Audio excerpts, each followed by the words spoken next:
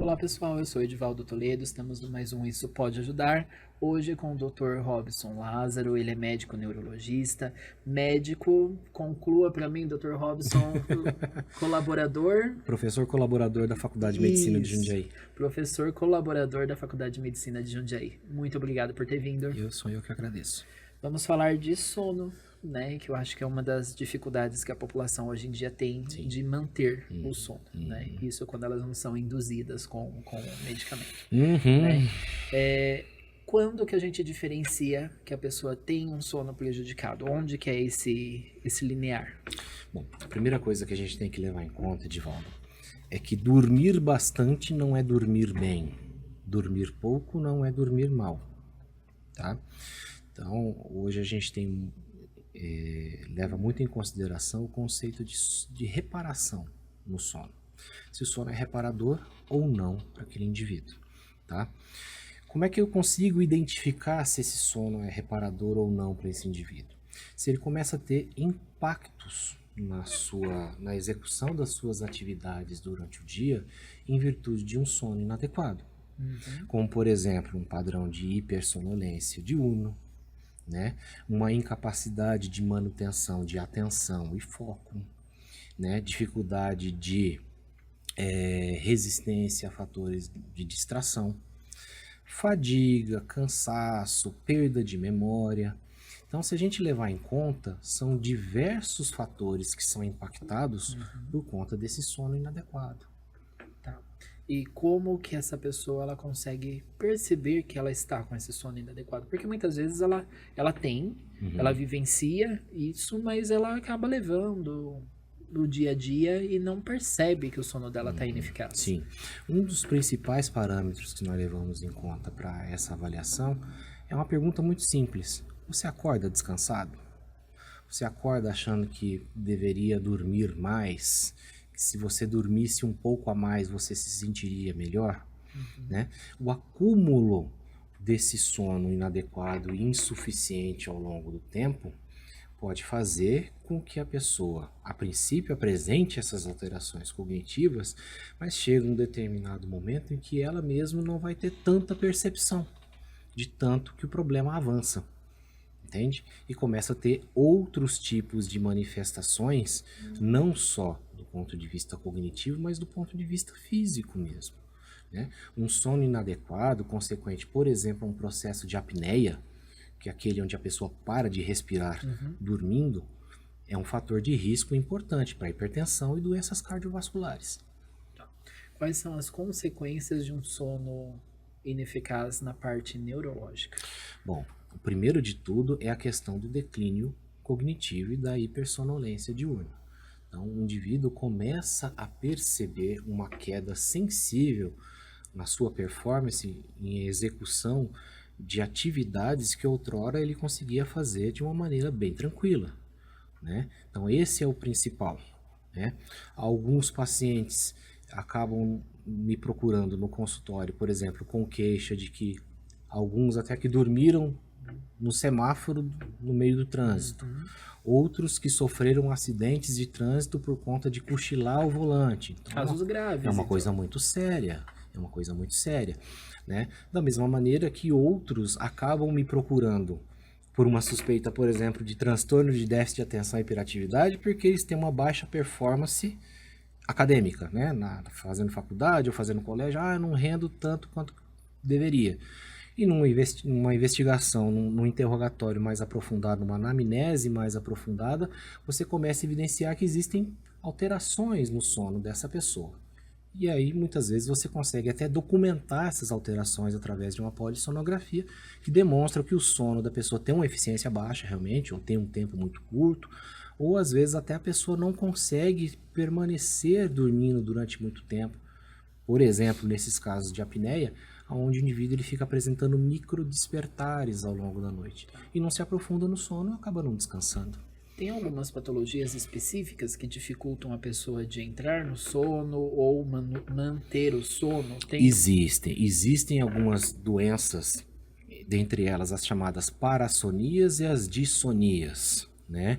Que são doenças que podem ser, que se manifestam caracteristicamente como dificuldades de início ou manutenção de sono, ou até alterações outras que ocorrem durante o período do sono, né? Alguns exemplos dessas são sonambulismo, né? Movimento periódico de membros, a própria apneia do sono, né? Os distúrbios comportamentais do sono REM, né? Alguns pacientes acabam não tendo uma eficiência de sono inadequada, por exemplo, por apresentar bruxismo durante a noite, né? Isso faz com que o cérebro da pessoa entenda que ele está passando por um processo em que ele não pode desligar. E ele acaba não aprofundando no sono, fazendo com que ele mantenha um sono superficial e, enfim, acaba culminando com diversas queixas que o paciente vai ter, sobretudo do ponto de vista cognitivo. Tá. Na parte metabólica, o sono desregulado pode afetar o quê? Sim, sim. Nós temos que entender que o nosso organismo ele funciona através de ciclos, né? Então, um ciclo que todo mundo já deve ter ouvido falar é o chamado ciclo circadiano, né? Ele é circadiano porque ele não é 24 horas exatas, ele tem em torno de 25 horas mais ou menos. Então, é cerca de um dia, circadiano. O sincronismo desse ciclo, ele é feito sobretudo pelos nossos olhos. Então, a questão da baixa luminosidade à noite acaba estimulando um estado de sonolência que faz com que você durma. Teoricamente, na natureza, com o raiar do sol, sim, você teria luz, você acordaria. Então, você sincronizaria seu relógio biológico com isso daí. O que a gente acaba vivenciando hoje em dia? Por conta de iluminação elétrica, sobretudo o uso de telas, né? Você acaba jogando para horas mais elevadas da noite a indução do sono, que acaba vindo não porque seria um processo fisiológico natural, mas por exaustão mesmo do corpo. Chega uma hora que ele vai se desligar, porque ele não consegue mais se sustentar acordado, né? Outros fatores que não só envolvem hábitos de vida, como eu falei em relação à tela, como por exemplo, obesidade, sedentarismo, né? Alimentação não saudável, podem fazer com que a qualidade do seu sono seja prejudicada, e aí a gente tem as consequências disso. Tá. O que seria o ideal para uma higiene do sono para que a pessoa comece a ter um sono inicial de qualidade? Primeiro de tudo, deixa o celular em outro cômodo. Não deixe o celular junto da sua cabeceira. Procure tirar todo o equipamento eletrônico de dentro do quarto, né? O quarto, a cama, é o lugar para dormir, entendeu?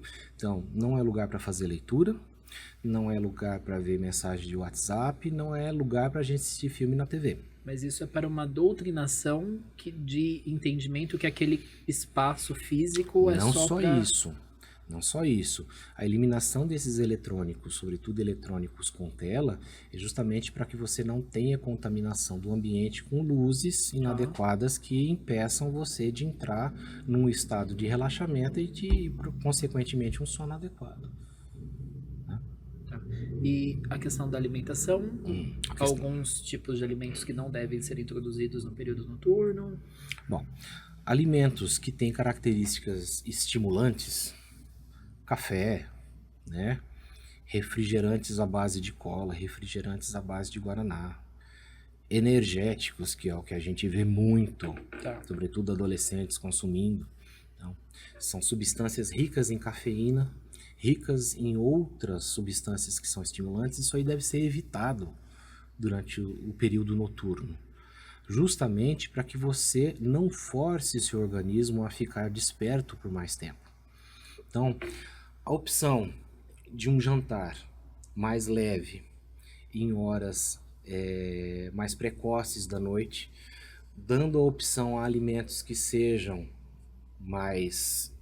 que propiciem um relaxamento maior, fazem com que a qualidade do seu sono seja melhor também. Quantas vezes eu já não fui procurado no consultório por pacientes que se queixavam de que não conseguiam dormir, que tinham dificuldade para iniciar o sono, né? Investigar uma insônia de início, quando você começava a se aprofundar na anamnese, você percebia que a pessoa terminava de comer um churrasco e ia dormir. Aí complica. Não há condições. Não há condições, né? Ou a pessoa consome uma determinada quantidade de bebida alcoólica também vai dormir. Ah, mas o álcool não é um depressor do sistema nervoso central, ele não causa relaxamento. Mas ao mesmo tempo, ele causa fragmentação do sono. O indivíduo não consegue ter um sono fisiológico sob efeito de substâncias externas, entende? Entendo.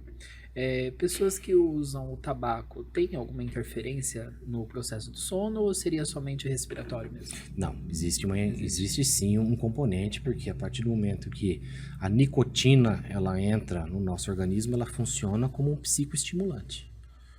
Ela funciona como psicoestimulante e, consequentemente, isso pode interferir também no processo de sono. Tá. Síndrome das pernas inquietas, como que ela afeta o sono? Porque quando a gente fala isso, às vezes a pessoa não imagina que pode ser uma noite realmente perturbadora para quem realmente tem. Nós temos duas situações aí diferentes, Edivaldo, que elas têm características que se intercomunicam. Nós temos a síndrome das pernas inquietas e nós temos os movimentos periódicos de membros, né? Síndrome de perna inquieta, ela vai se manifestar sobretudo no período de indução do sono. Na hora que você está entrando lá no estado de sonolência, em que você vai se aprofundar nas várias fases do sono para relaxar. E aí, nesse determinado momento, o indivíduo sente uma vontade irresistível de mexer a perna, de mexer o membro.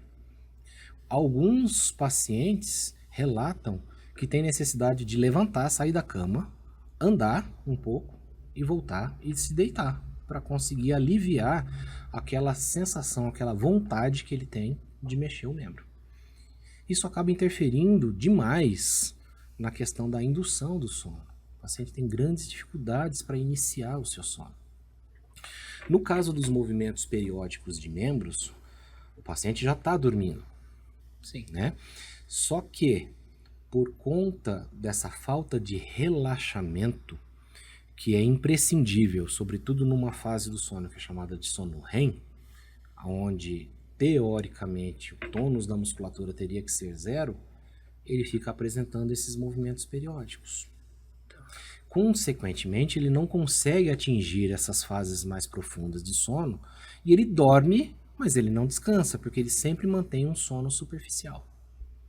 Você citou no começo que não necessariamente dormir muito é dormir bem, né? Não dormir pouco é dormir, enfim, mal. O que seria um sono ideal? O sono ideal que a gente tem por estabelecimento hoje seria em torno de 8 horas, que é 1/3 do dia, por assim dizer, né? Existem os chamados dormidores curtos, são aqueles que dormem 4 horas, 5 horas. Mas isso é muito individual. Não só individual, como também depende da fase da vida onde você vai analisar. Vou te dar um exemplo. O ser humano, durante a fase da adolescência, ele se torna um dormidor longo. Entendeu? Então ele dorme muito mais do que 8 horas. Se você deixar um adolescente, dorme 10, 12 horas. Pode até ultrapassar disso. Porque faz parte da fisiologia naquele momento da vida. Uma coisa que nós temos que, de lenda urbana, que a gente tem que afastar, é que o idoso não dorme. Dorme. O idoso dorme sim. E dorme bem. E o que acontece é o seguinte, mas o idoso dorme menos horas. Não é isso que acontece. Ele pode até ter uma redução leve nos números de horas que ele dorme. Porém, o idoso, ele tem o que a gente chama de adiantamento de fase de sono. Eles tendem a dormir mais cedo e acordar mais cedo. Mas se você fizer a contagem do número total de horas que um idoso desse tem, levando-se em conta também os períodos de cochilo que às vezes ele tem durante o dia, você vai chegar às 8 horas. E o que eu percebo também é que eles entram fácil no sono. Sim. Isso é por conta do processo de envelhecimento mesmo? Do processo de envelhecimento mesmo, né? Essa questão do adiantar da fase do sono, de conseguir dormir mais precocemente, o organismo dele se torna mais sensível ao entardecer, ao escurecer, né? Isso de uma maneira fisiológica. que pode ser patológico nos casos de demência, desencadeando a chamada síndrome de sol poente. Né? O ronco, Dr. Robson, é um problema para quem dorme com alguém que ronca, porém quem ronca não ouve o próprio ronco. Depende. E aí, como que é o tratamento, como que é o diagnóstico, orientação? Bom, a grande questão é o seguinte, nós temos que entender que existem duas entidades nosológicas, duas doenças em separado. Uma é a roncopatia, tá, e a outra é a síndrome de apneia e hipopneia do sono. Tá? O indivíduo ele pode roncar e não ter apneia do sono, e ter um sono adequado, roncando. Um outro indivíduo pode roncar menos do que esse primeiro, mas ele acaba tendo mais apneias. O que são essas apneias obstrutivas? A nossa via aérea, ela tende a manter uma determinada estrutura quando nós respiramos. A partir do momento que a gente expande a caixa torácica, né, que as costelas se levantam e o diafragma abaixa, aumenta o volume do tórax. Né? Como o volume ele é inversamente proporcional à pressão, a pressão intratorácica fica menor do que a pressão atmosférica e o ar entra. Sim. O problema é que nesse diferencial de pressão, entre aspas, negativa que nós temos no tórax, pode fazer com que a via aérea se colapse. É como você tentar tomar um milkshake muito grosso com um canudinho de parede muito fina. Quando você puxa, ele colapsa. Exatamente. Nesse colapso é onde o indivíduo mantém a movimentação da incursão respiratória, porém não tem fluxo de ar. Esse é o processo de apneia. Se mantido, o organismo entende aquilo como um estado de emergência e qual é a única solução que o cérebro tem? Acordar. Então ele apresenta um despertar, acorda mesmo, vem para a vigília de vez, ou ele apresenta um micro despertar. Mas isso o tira da condição de sono profundo, fazendo com que ele não consiga se aprofundar no sono. E, consequentemente, ter aí os problemas decorrentes disso, entendeu? Refluxo pode causar ronco? Refluxo pode causar ronco na medida em que você tem a presença de um ácido que não é para estar ali naquela estrutura. Entendeu? Então, tem um refluxo, esse ácido ele queima toda a faringe, por assim dizer. Cavidade oral é uma das causas, por exemplo, de problemas odontológicos, né? Porque o ácido começa a consumir o cálcio dos dentes. E esse processo de contato com o ácido de estruturas que não estão preparadas para isso, levam literalmente a queimadura ali no local. Isso leva ao processo inflamatório e com a repetição vai fazendo com que haja um espessamento daquela parede e, consequentemente, a via aérea vai diminuindo. Entendi. Dr. Robson, vou chamar o intervalo e voltamos já. Tá joia. Olá! Tudo bem com você? Nos próximos vídeos nós vamos falar sobre os benefícios do creme Geriaderm AGE da ADV Pharma. Fique com a gente e compartilhe essas dicas. O creme Geriaderm AGE da ADV Pharma é a solução definitiva para o cuidado com a pele madura.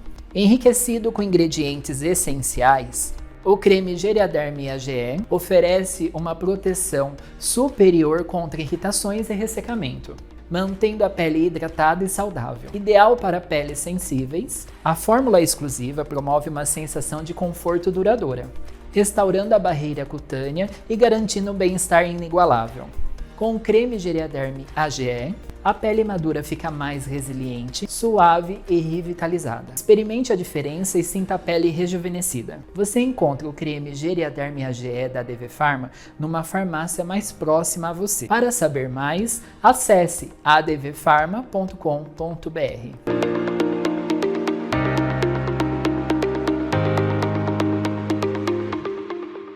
Olá pessoal, estamos de volta com o Dr. Robson Lázaro e quero falar sobre a apneia. Quais são os riscos cardiovasculares para a gente poder entender?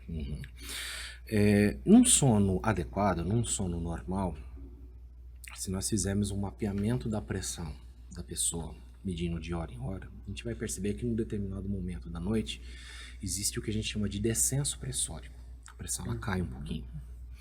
E essa queda de pressão é importante, sobretudo, para preservar alguns órgãos-alvo, como, por exemplo, os rins. Né? Alivia um pouco a carga de trabalho em cima dessas estruturas e meio que dá um descanso para o sistema circulatório do indivíduo. A partir do momento em que ele tem uma apneia do sono, em que ele não consegue se aprofundar adequadamente no sono, ou seja, não atinge o estado de relaxamento necessário, não existe esse descenso. E isso acaba se tornando um dos grandes fatores de risco para o desenvolvimento de doenças cardiovasculares, né, de hipertensão e as suas consequências, né, de eventos cardiovasculares, como infarto, AVC. Tá. E o tratamento seria? O tratamento vai depender da causa que está levando àquela inadequação do sono.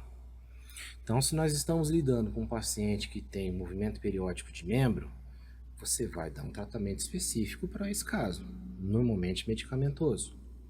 Se o indivíduo tem uma apneia, é necessário que diferenciemos. Existem as apneias centrais e as apneias obstrutivas. A obstrutiva é a mais frequente de todas e é o distúrbio de sono mais frequente que a gente acaba observando.